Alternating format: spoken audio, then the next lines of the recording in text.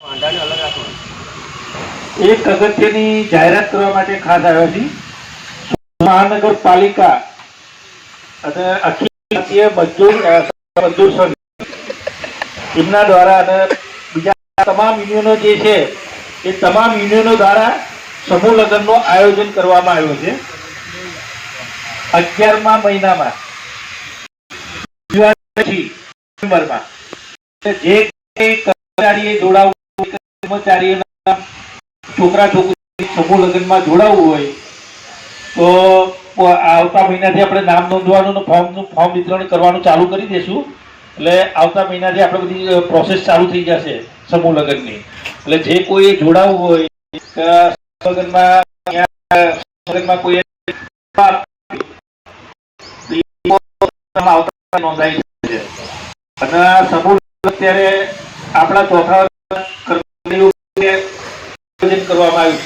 એટલે તમામ કર્મચારી, બેલદાર, પટાવાળા, સફાઈ કર્મચારી, બીજા જેટલા પણ ચોથા વર્ગમાં આવતા હોય ને એ તમામ ચોથા વર્ગના કર્મચારીઓ માટે આ સમૂહ લગ્નનું આયોજન કરવામાં આવ્યું છે.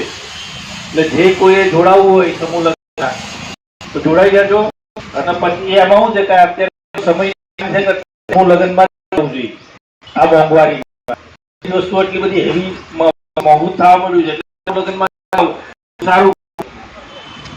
પછી આમાં ઘણી વખત એવું થાય કે સમૂહ લગ્નમાં આપણે પછી બધા લઈ ગયા ને આપણે રહી ગયા એની જેવું થાય. એટલે પસ્તાવો ન થાય.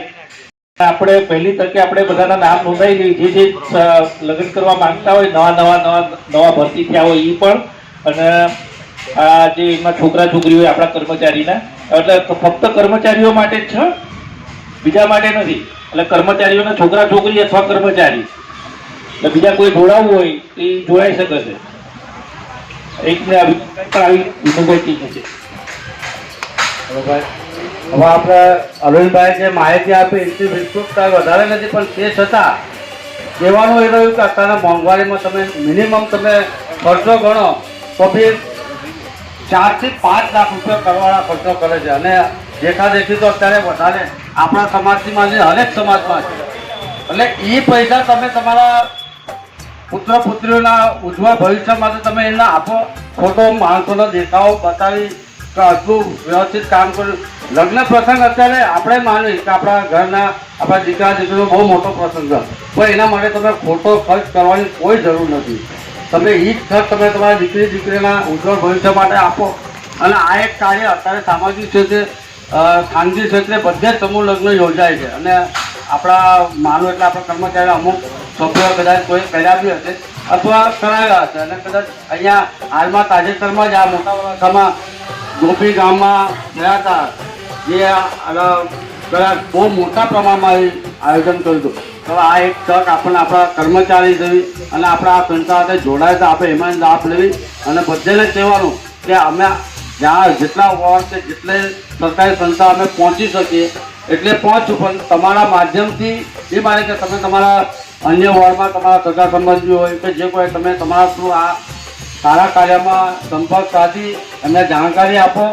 આ જ એક ઉદ્દેશ માટે અમે અહીં આવ્યા હતા. અને તમને બધાને અમારો અનુરોધ છે કે ભાઈ આને વધારે વધારે આનો ફેલાવો કરી અને આમાં વધારે જોડાવો. અને આમાં તમારી ઉત્તમ કામગીરી જે કોઈ આપણા ભાઈઓમાં કોઈને આમાં જોડાવવું હોય તો અરવિંદભાઈ છે કે આપણા ભદ્રેશભાઈને તમે પર્સનલી ઓળખે છે, એનો સંપર્ક કરી અને જોડાવો. અને બને એટલું આમ માહિતી આપવાની તમને હું અનુરોધ કરું છું. બરાબર, ધન્યવાદ.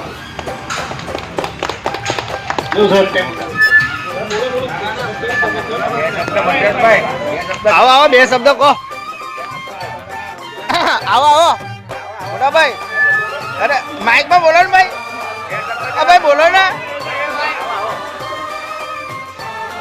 હેલો, આપણા મોટા વરાછા વોર્ડ સીના જે કુંવારા ભાઈ બહેનો છે તેઓએ આ તકનો લાભ જરૂર લેજો. તેમજ આ જે મોંઘવારીની અંદર આ ભાઈએ જે કીધું એ એકદમ 100% સાચી વાત છે. આ મોકો વારે ઘડીએ આવવાનો છે નહીં.